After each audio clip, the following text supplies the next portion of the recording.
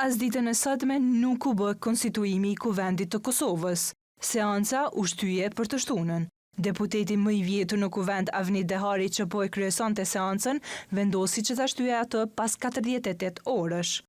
Arsye nuk e bëri të ditur, por vendimi u marr pasi i njëjti ftoi përfaqësuesit e partive politike që të gjejnë një zgjidhje për ta votuar komisionin për verifikimin e mandateve. Në sallë prezent ishin 118 deputet. Kryetari i Partisë Demokratike të Kosovës Memli Krasniqi, pas dështimit të seancës konstituive, është deklaruar para mediave. Sipas tij, lëvizja vetëvendosje po blen kohë pasi që nuk e ka shumicën. E uzurpuar një drejt kushtetuese që a jep përmes deputetit më të vjetër për me siguru mbarvajtjen e seancës, por me bë diçka tjetër. Me uzurpu këtë drejt për me pengu rrjedhën e seancës. Unë mund t'ju them që këta sot vje kesh mënyrë të organizume kanë orë tu me pengu seancën. Ja ku i keni skenarin. Skenari ka qenë i qartë. Skenari dhe vetmja punë që ka pas sot kryesuesi i seancës është me ardhur dhe me thonë të nderuar konstatoj sa janë pranishëm dhe vazhdojmë me punimet me hudhë në votim. Një gjë e tillë nuk ka ndodhur. Pra, sot ka pas uzurpim partijak të institucionit përfaqësues qytetarëve të Kosovës. Në vend se të zbatohet skenari i seancës, vazhdimi i saj, të hudhet votim raporti, një gjë e tillë nuk ka ndodhur, por është keq përdorur kjo e drejtë që i takon deputetit më të vjetër si kryesues i seancës për me arrit qëllime partijake politike, e cilat janë ato, besoj po e dini qartë. Këta jo që s'kan shumicë, por këta janë as afër shumicës. Dhe unë i ftoj që mos ta mbajnë peng konstituimin e Kuvendit Kosovës, mos ta mbajnë peng themelimin e institucioneve të vendit, mos t'i mbajnë peng nga fatet kushtetuese, por le të vinë seancë dhe le të votojnë. Normalisht që nuk kanë drejt me qenë edhe në pozicione ekzekutive dhe legislative në të njëjtën kohë, por nuk munden me u sjell me këtë shpërfillje kaq të hapur ndaj vullnetit qytetar, ndaj kushtetutës vendit, ndaj ligjeve të Republikës Kosovës. Është vërtet përkeqardhje, por sot pati një shpërfaqje krejtësisht të qartë të një faktit pamohshëm. Këta nuk kanë shumicë parlamentare dhe me qenë se nuk kanë, po dëshirojnë me ble kohë. Me ble dhe 48 orë kohë për me bo pazaret politike. Akuzat për blokim vetëvendosja i mori edhe nga lideri i LDK-s Lumir Abdigjiko. Qytetarët e Kosovës tashmë kanë shumë të qartë se kush janë bllokuesit e vërtet të seancës konstituive. Kryesuesi që rastis të jetë më i vjetri në moshë, rastis të jetë nga partia e parë, pa të drejtë kundër praktikës kushtetuese, kundër rregullores së Kuvendit, ndërprerë seancën e sotme, ndonë se kishte kvorum të mjaftueshëm, ndonë se kishte kushte për votim të raportit të komisionit verifikues.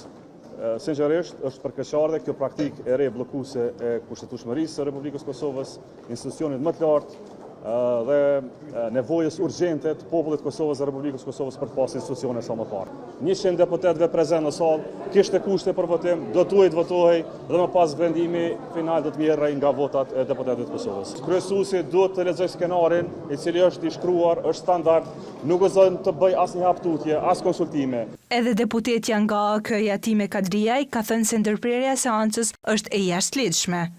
Ne sot ishim prezent, e pa që kërkuar një konsultim dhe kërkoshe me ble kohë që deputetët edhe njëherë të formohet komisioni ad hoc për verifikimin e mandateve, që s'ka pas nevojë dhe ne konstatuam se s'ka nevojë sepse një raport i tillë ka ardhur në seancën plenare dhe me shumicë votash është miratuar edhe pse ka pas vota kundër edhe ka pas abstenime.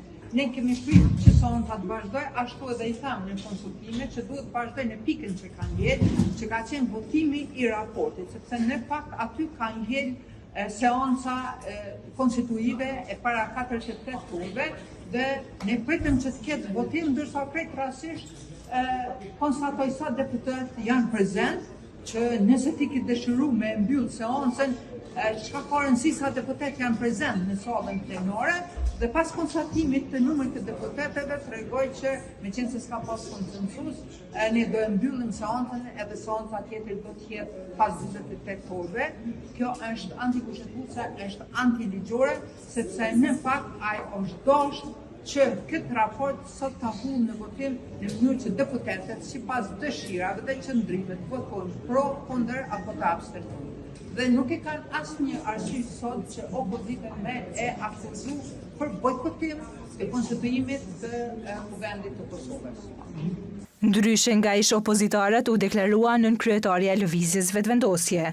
Ajo tha se nuk mundën që të zgjejnë zgjidhje për konstituimin e Kuvendit të Kosovës. Siç e kuptuat, kryesuesi i seancës konstituive, para se të fillonte me rendin e ditës, i ftoi në takim konsultativ përfaqësuesit e partive politike apo subjekteve politike të cilat janë të përfaqësuara në Kuvendin e Republikës së Kosovës. Në këtë drejtim, ne ishim në një takim konsultativ dhe është e habitshme, domethënë ti dëgjosh qëndrimet e partive politike. Së pari, LDK-ja tha që kryesuesi i seancës nuk ka të drejtë që të ftoj përfaqësuesit e partive politike në takim konsultativ. Ju lutem ta keni parasysh që me rregullorën e punës Kuvendit, debati në seancën konstituive nuk lejohet, pra është i ndaluar dhe theksohet shprehimisht. Duke qenë që ky debat, diskutimi në seancën konstituive, është i ndaluar, nuk mundet që të zhvillohet në seancën e Kuvendit. Pra nuk mund të ketë debat të partive politike, të grupeve gjithësisht që ende nuk janë formalizuar, të Kuvendit pra që të diskutojmë aty për situatën aktuale. Duke qenë kështu, ne kemi përshëndetur ftesën e kryesuesit të seancës, ne ishim të pranishëm në këtë takim. AK-ja tha që duhet vazhdojmë aty ku kemi mbetur, por ne nuk mund të vazhdojmë me betimin e deputetëve me që kemi vendim të Kuvendit që nuk i ka verifiku mandatet e deputetëve të Kuvendit të Republikës Kosovës. Pra nuk mund të vazhdojmë të betohemi sepse nuk e kemi konsumuar gjithësisht pika e verifikimit mandatit është adresuar, por pra ka vendim që nuk i verifikon mandatet e deputetëve. Në anën tjetër, befasia e radhës ishte PDK-ja që kërkoi dorëheqjen tonë. Pra sërish, Partia Demokratike e Kosovës tha dorëzoni dorëheqjet. Nuk e di çka po presim, apo çka po presin që dalim në shesh, që të themi që ne dorëhiqemi nga postet, për këtë e kemi bërë. E kemi bërë me shkrim, e kemi bërë secili nga ne, e kemi bërë para se seanca konstituive të fillojë atë ditë, pra me 15 prill, dhe për të njëjtën gjë kemi njoftuar edhe Komisionin Qendror të Zgjedhjeve para certifikimit të rezultateve. Në këto rrethana ne nuk e dimë se si do të vazhdojmë tutje, por është e qartë që ka tendencë të hapur për të bllokuar konstituimin e Kuvendit të Republikës Kosovës dhe për këtë vazhdon të mbahen përgjegjës partitë opozitare.